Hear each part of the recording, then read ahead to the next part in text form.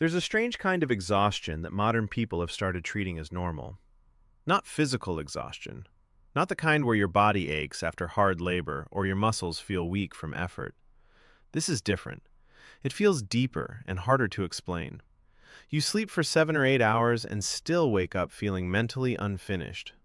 You stare at your screen trying to focus, but your thoughts feel slow, fragmented, almost slippery. Conversations require more effort than they used to. Words disappear mid-sentence. You walk into rooms and forget why you entered. You reread the same paragraph multiple times because your brain refuses to absorb it properly. And eventually you begin wondering whether the problem is laziness, lack of discipline, or something fundamentally wrong with you. But what if the issue is not that your brain is weak? What if your brain is overloaded by conditions human biology never fully evolved to handle? The modern world quietly places the brain into a state of continuous stimulation. And because everyone around you is experiencing similar symptoms, it starts to feel normal. Constant fatigue becomes adulthood. Difficulty focusing becomes personality. Emotional numbness becomes maturity. But biologically, something very unusual may be happening beneath the surface. The human nervous system evolved in environments where stimulation came in waves, not endlessly. Stress was temporary. Information arrived slowly. Attention was rarely split between dozens of inputs at once. Most of human history involved periods of silence, physical movement, sunlight exposure, natural sleep cycles, and predictable rhythms. The brain developed under conditions that allowed recovery to happen naturally. But modern life removed much of that recovery without most people noticing. Now, attention is constantly interrupted. Notifications, screens, artificial light, endless scrolling, emails, noise, news, short-form content, constant anticipation. The brain never fully powers down because there is always another stimulus waiting. And what makes this dangerous is that overstimulation rarely feels dramatic in the moment. It accumulates quietly. The nervous system adapts slowly until baseline mental clarity begins changing without obvious warning signs. Researchers have increasingly explored how chronic stress and cognitive overload affect mental function over time. Studies suggest prolonged stress exposure may influence memory formation, concentration, emotional regulation, and even inflammation within the brain itself. The body releases stress hormones like cortisol during periods of perceived demand. In short bursts, cortisol is useful. It increases alertness and helps the body respond quickly. But when stress becomes chronic rather than temporary, the system never fully returns to baseline. And modern stress is often psychological rather than physical, which makes it difficult to recognize.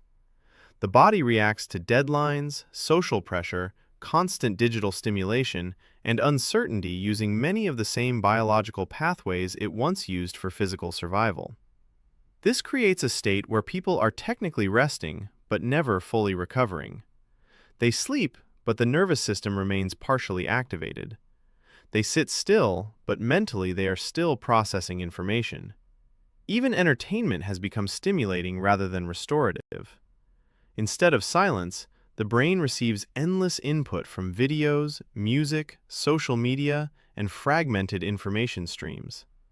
The result is that many people experience a subtle but persistent mental fatigue that never fully disappears. Sleep itself has become increasingly misunderstood.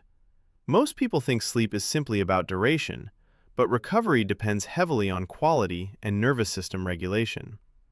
Artificial light exposure late at night may interfere with melatonin production and circadian rhythm timing.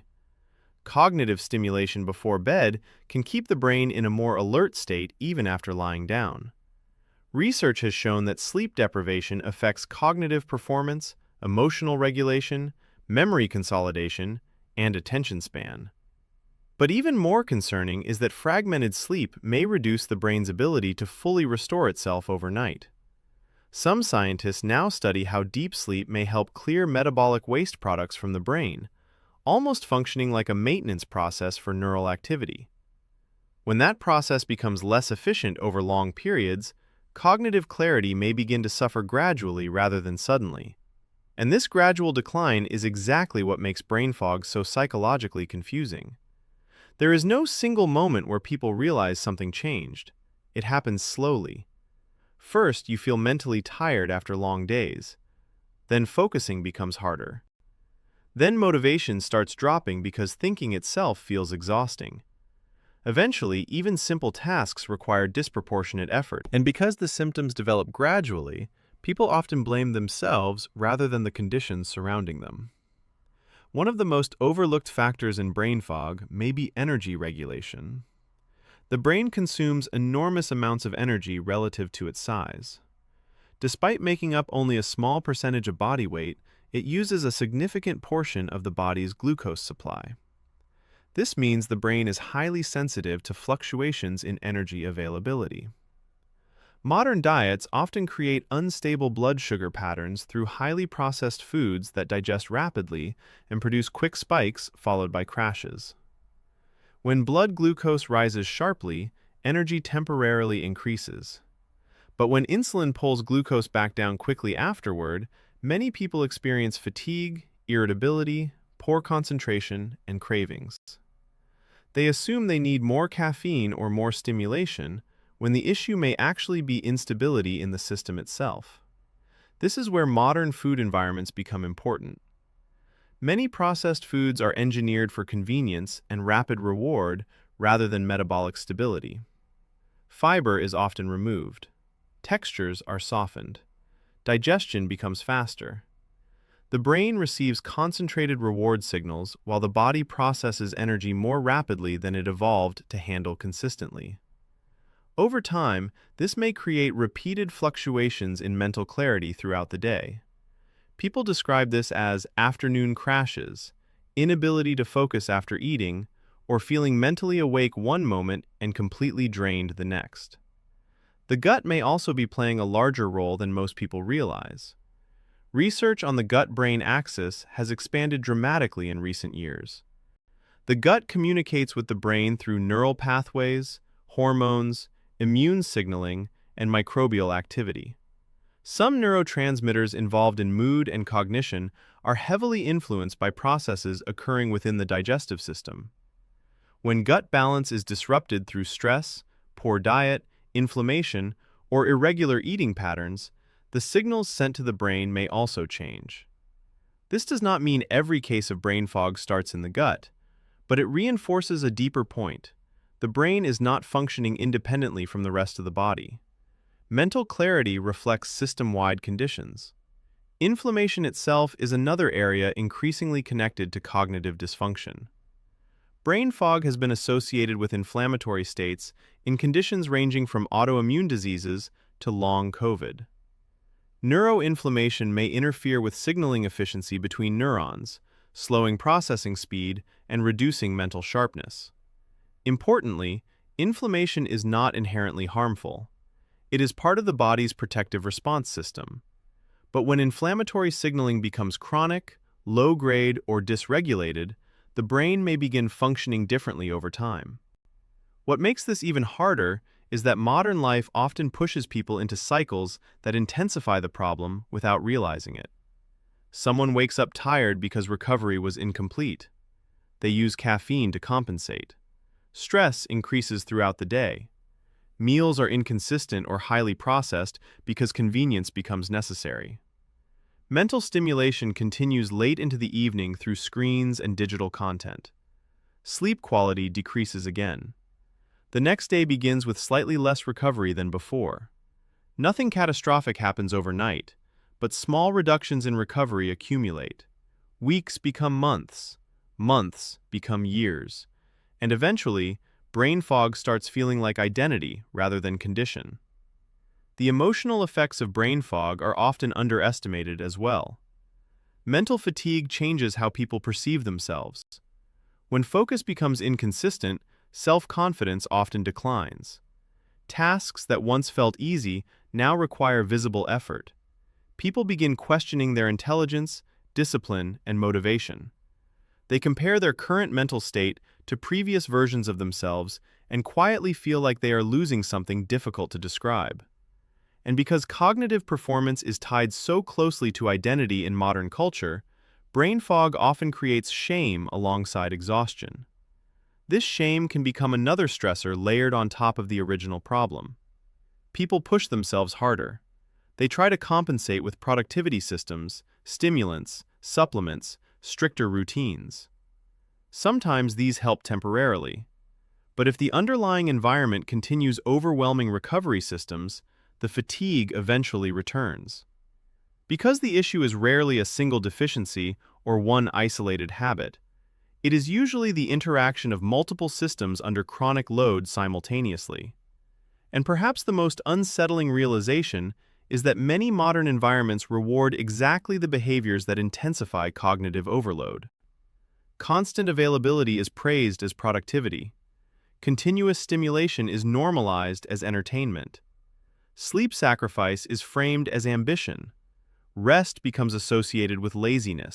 People spend entire days indoors under artificial lighting while staring at rapidly changing information streams their nervous systems never evolved to process continuously.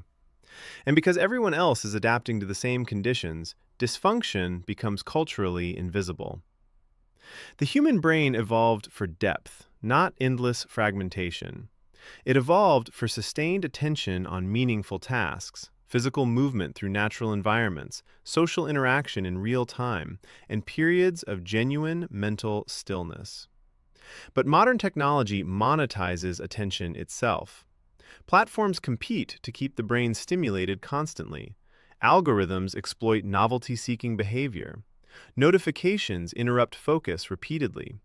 Short-form content trains the brain toward rapid dopamine cycling and reduced attentional endurance. Over time, deep focus itself begins feeling uncomfortable because the brain adapts to faster reward patterns. This may explain why many people now experience both overstimulation and underperformance simultaneously. Their brains are constantly active but rarely deeply engaged. Attention becomes fragmented across dozens of low-level inputs rather than directed toward sustained thought. The result feels like mental exhaustion without accomplishment. The brain works continuously while producing less clarity. And perhaps this is the deeper truth hidden beneath brain fog. It may not simply be an individual failure of discipline or motivation.